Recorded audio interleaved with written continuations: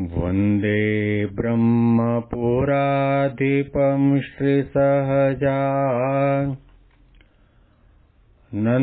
च मूलाक्षरम् श्रेयस्कारणसद्गुणैकनिलयम् श्रीप्रागजिह्वावत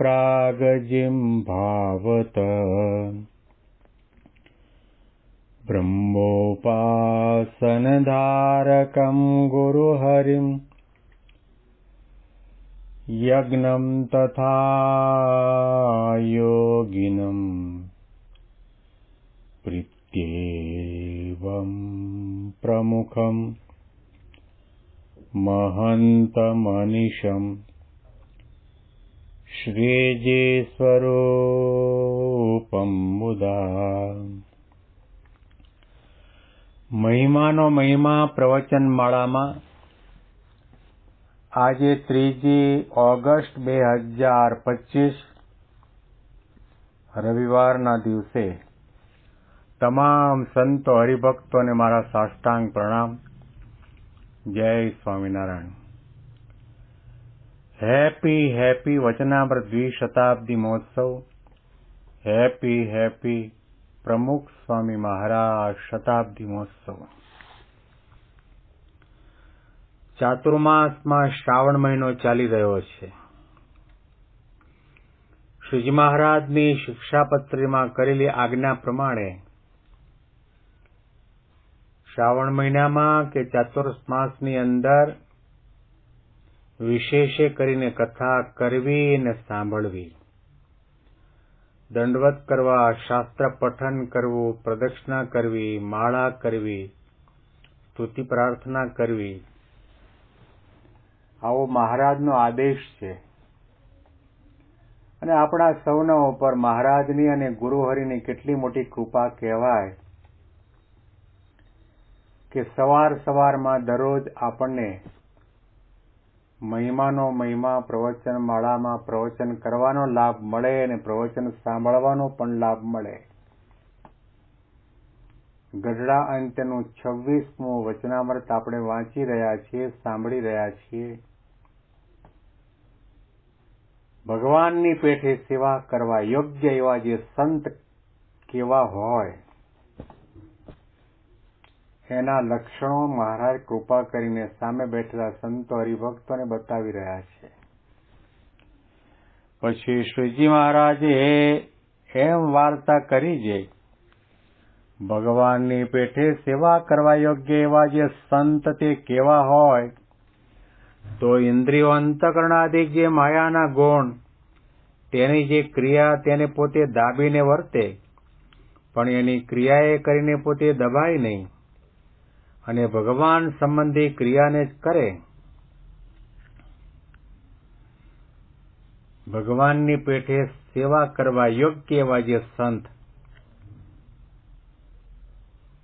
ભગવાનની તુલે આવી શકે એવી પ્રકારની આધ્યાત્મિકતા જેના જીવન સાથે વણાયેલી હોય એવા સંતના મહિમાની અને એવા સંતના લક્ષણોની વાત મહારાજ બતાવી રહ્યા છે.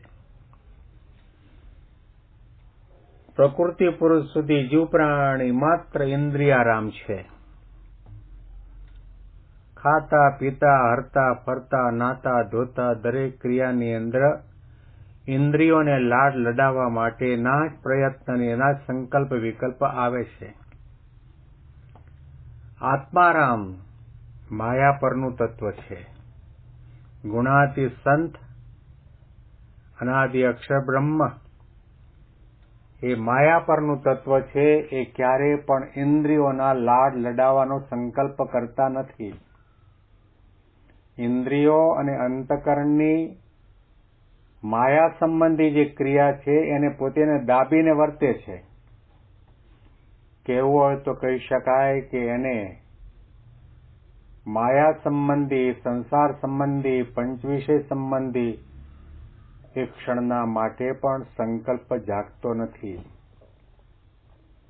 અખંડ ભગવાનની મૂર્તિમાં રમમાણ છે. એની સેવા, પરિચર્યા, ભજન, કીર્તન, કથા, વાર્તા એને દાબીને વર્તે એટલે કે સામાન્ય કક્ષાની વાત નથી. કહેવું હોય તો કહી શકાય કે કદાચ 12 મહિનાના ધારણા પારણા કરવા હોય તો કરી શકાય, એ સહેલું છે. માતા પિતા કુટુંબ કબીલા બધાનો ત્યાગ કરીને ભગવી કંઠા પહેરીને અથવા ભભૂતિ લગાવીને જંગલમાં ગુફામાં જઈને બેસવું સહેલું છે. હિમાલયના ટોચ ઉપરથી પોતાના શરીરને પડતો મૂકવું એ પણ સહેલું છે. પાણી ઉપર ચાલવું પણ સહેલું છે. અગ્નિમાં પ્રવેશ કરવો તે પણ સહેલું છે. આકાશમાં ગતિ કરવી તે પણ સહેલું છે. પણ ઇન્દ્રિયોના દોર્યા દોરાય નહીં, અને ઇન્દ્રિયો અને અંતઃકરણની ક્રિયા જે માયા સંબંધી ક્રિયા છે એને દાબીને વર્તવું અને ત્યાર પછી ભગવાન સંબંધી ક્રિયા કરવી. આંખને ફોડતા નથી સંત જે ભગવાનની પેઠે સેવા કરવા યોગ્ય છે, આંખને ફોડી નથી નાખતા.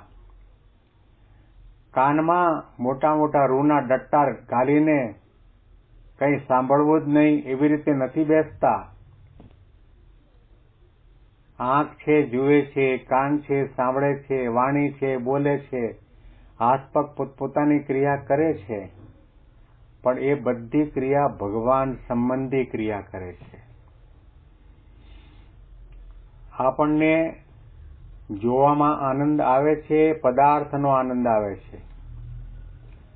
આપણે રમણીય પદાર્થ અને રમણીય વ્યક્તિને જોતાની સાથે આપણી આંખમાં વિકાર જાગે છે અને એનો આપણે આનંદ અનુભવીએ છીએ. જ્યારે સંતની દ્રષ્ટિ છે એ નિર્મળ છે, પવિત્ર છે, વિકાર રહિત છે, અનાસક્ત છે, નિર્બંધ છે.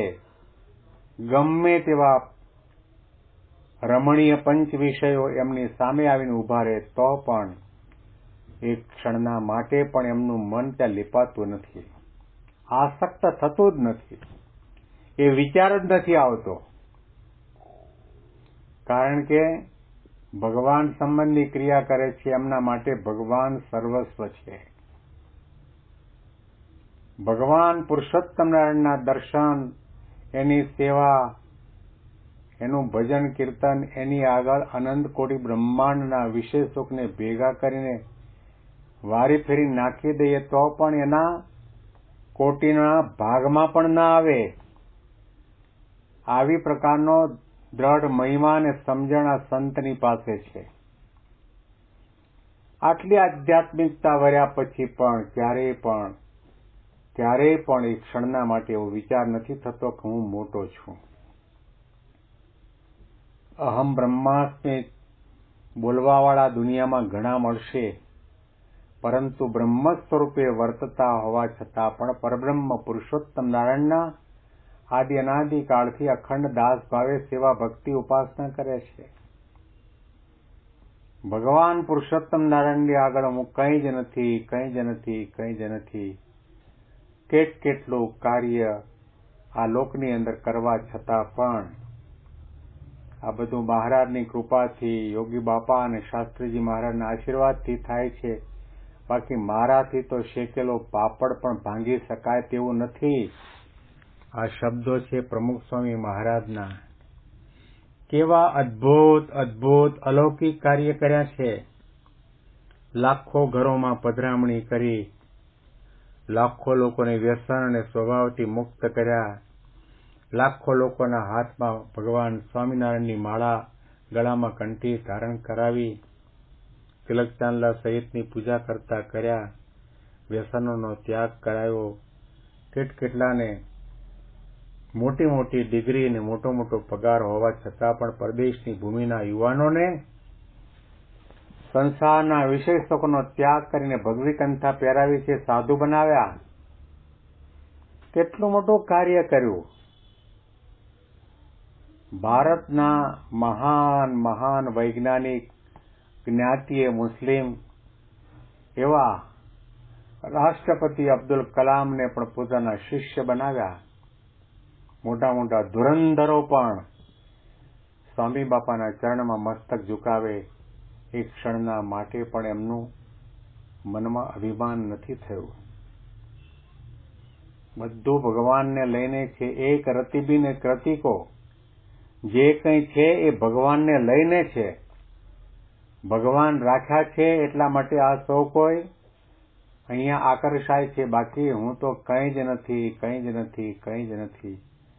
આવી પ્રકારના વિચાર સાથે, સમજણ સાથે, દાસત્વ ભાવે, નિર્માનીપણે, મહિમા સહિત નિર્દોષ બુદ્ધિ રાખીને ભગવાન કરતા હરતા છે એવું દ્રઢપણે માનતા તમામ ક્રિયાઓ કરે છે.